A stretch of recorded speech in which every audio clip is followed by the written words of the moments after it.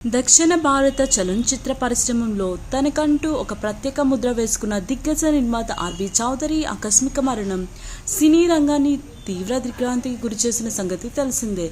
4 దశాబ్దాలకు పైగా super good films బ్యానర్పై వందలాది మందికి ఉపాధినిచ్చి ఎంతో మంది దర్శకులను పరిచయం చేసిన ఆయన ప్రస్థానం ఒక అద్భుతం. అయితే తన సుదీర్ఘ సినీ ప్రాణంలో 2 లెజెండరీ హీరోలతో సినిమాలు తీయాలన్న ఆయన కలల్లో ఒకటి నెరవేరినా మరొకటి అసంపూర్తిగానే మిగిలిపోవడం విచారకరం.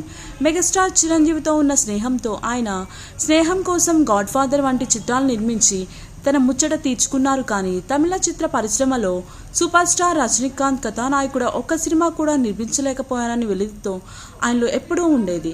తన 100వ సినిమాను రజనీకాంత్తోనే తీసి ఆ అపురూప మైలురాయితో చిత్ర పరిశ్రమ నుండి గౌరవప్రధానంగా రిటైర్ అవ్వాలని ఆయన బలంగా ఆశించారు. ఈ విషయాన్ని స్వయంగా రజనీకాంత్ చౌదరి గారి అంతిమ సంస్మరణ సభలో ఎంతో భావోద్వేగంతో వెల్లడించారు. జైలర్ 2 షూటింగ్ సమయంలో ఆర్బి చౌదరి స్వయంగా రజనీకాంత్ కలిసి తన మనసులోని మాటను చెప్పారు.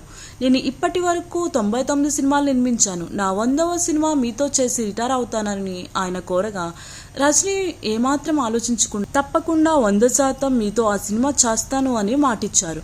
ఆ అద్భుత క్షణం కోసం ఇద్దరూ ఎదురు చూస్తుండగానే రాజస్థాన్లో జరిగిన ఘోర రోడ్డు ప్రమాదం ఆర్బి చౌదరిని అర్ధాంతరంగా పరిశ్రమకు దూరం చేసింది.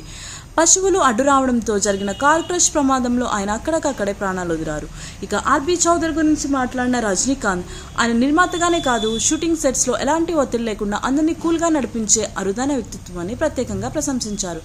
ఏదైనా సమస్యలు ఎదురైతే స్వయంగా రంగంలోకి దిగి ఎంతో నింపాదిగా కాఫీ తాగుతూ సమస్యలను పరిష్కరించే చౌదరి గారి శైలి ఎందరికో ఆదర్శం అని గుర్తు చేశారు. తమిళ పరిశ్రమలో ఆల్ టైమ్ హిట్స్ అందించిన ఆర్బి చౌదరి తన బ్యానర్లో వేలాది మంది టెక్నీషియన్లకు ఉపాధి కల్పించి దర్శకుల గాడ్ ఫాదర్ గాను పేరు తెచ్చుకున్నారు.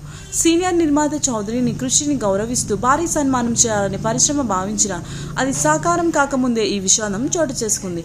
నిర్మాతగా ఆర్బి చౌదరి ప్రస్థానం 99 చిత్రాల వద్ద నిలిచిపోయింది. కానీ ఆయన అందించిన వారసత్వం చిరస్థాయిగా నిలిచిపోతుంది. చిరంజీవి, పవన్ కళ్యాణ్, కమల్ హాసన్ వంటి అగ్ర హీరోలు ఆయన మృతికి నివాళులు అర్పించగా ముమ్మట్టి ధనుష్, విజయ్ వంటి దక్షిణాది అగ్రనటులందరూ తరలి రావడం ఆయనకి ఇండస్ట్రీలో ఉన్న గౌరవానికి నిదర్శనం. రజనీకాంత్తో సినిమా చేయాలన్న ఆ చివరి కళ నెరవేరకుండానే ఆయన వెళ్ళిపోవడం సినీ చరిత్రలో ఒక తీరని వెలితిగా మిగిలిపోతుంది.